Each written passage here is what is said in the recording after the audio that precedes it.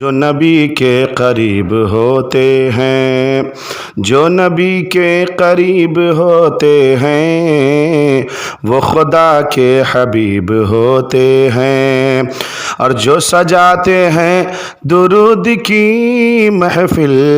وہ بڑے خوش نصیب ہوتے ہیں۔ میرے پیارو، میں آپ کو ایک بہت بہترین بات بتانے والا ہوں، ایک خاص بات جو اس میں آپ لوگوں کی توجہ کا ہونا نہایت ہی ضروری ہے۔ سوچو کتنی پیاری بات، کسی شاعر نے کیا خوب کہا، فقط اتنا سبب ہے انعقاد بزم محشر کا کہ ان کی شان محبوبی دکھائی جانے والی ہے۔ سوچو قیامت کے دن جب کوئی کسی کا نہ ہوگا، کوئی کسی کا پوچھنے والا نہ ہوگا، کوئی آپ کی فریاد سننے والا نہ ہوگا، کوئی آپ کے حال کو جاننے والا نہ ہوگا، ایسے وقت میں اگر میرے آقا صلی اللہ علیہ وسلم آپ کا نام لے کر پکار کر کہیں گے، بولو عبد الرحمن تم کیسے ہو، بولو عبد الغنی تم کیسے ہو، اے حامد رضا تم کیسے ہو، اے مشتاق احمد تم کیسے ہو، اس وقت آپ کی خوشی کا عالم کیا ہوگا۔ حضرات محترم،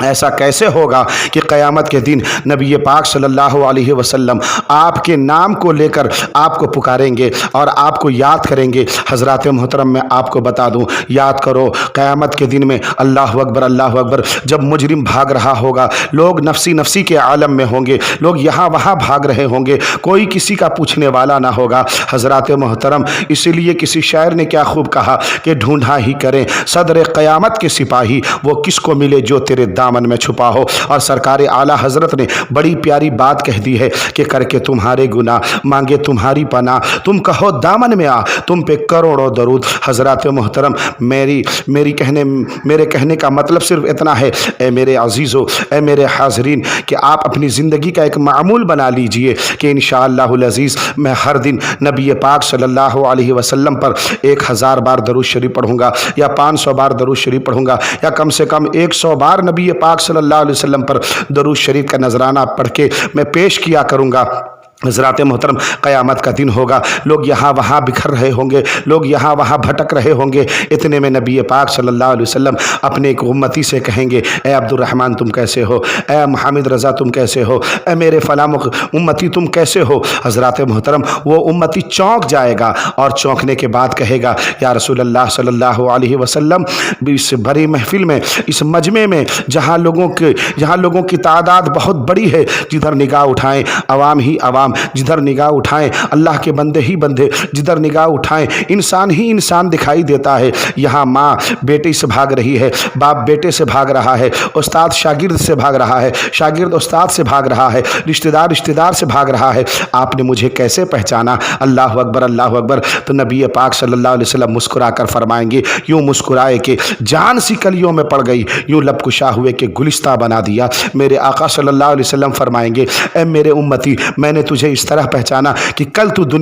جب تو دنیا میں زندگی گزار رہا تھا تو ہر دن میری بارگاہ میں 1000 بار یا 500 بار یا 100 بار درود شریف کا نذرانہ پیش کیا کرتا تھا،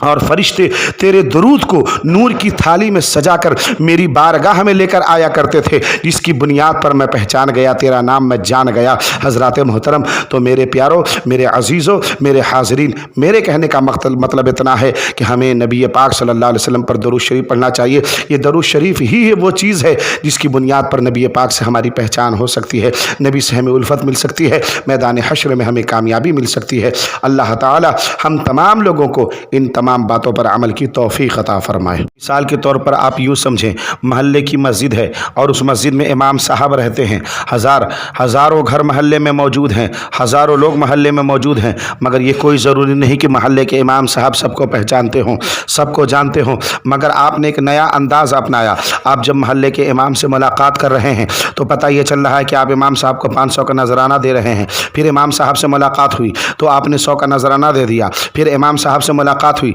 تو آپ نے خوشبو پیش کر دیا، پھر امام صاحب سے آپ کی ملاقات ہوئی تو آپ نے امامہ شریف پیش کر دیا۔ حضرات محترم، اب میں آپ سے پوچھنا چاہتا ہوں، محلے میں ہزاروں لوگ ہیں، محلوں میں ہزاروں لوگ آتے ہیں اور جاتے ہیں، امام صاحب سے ملاقات کرتے ہیں، مگر آپ کو امام صاحب پہچان رہے ہیں۔ کیوں پہچان رہے ہیں؟ اس کی وجہ یہ ہے کہ آپ جب بھی امام صاحب سے ملاقات کرتے ہیں تو کچھ نہ کچھ تحفے پیش کرتے ہیں، کچھ نہ کچھ نذرانہ پیش کرتے ہیں۔ اب اس کا نتیجہ یہ ہوا کہ امام صاحب آپ کے نام کے ساتھ پہچان رہے ہیں، آپ आपकी अच्छी शनाख्त कर चुके हैं, आपको भी जानते हैं, आपके बाप को भी जानते हैं, आपका घर भी जानते हैं, आपका दुकान भी जानते हैं, आपका मकान भी जानते हैं। हज़रात मोहतरम, तो सोचो जब महल्ले के एक इमाम साहब आप उनको नजराना पेश करें, उनको तोहफ़ा पेश करें, तो वो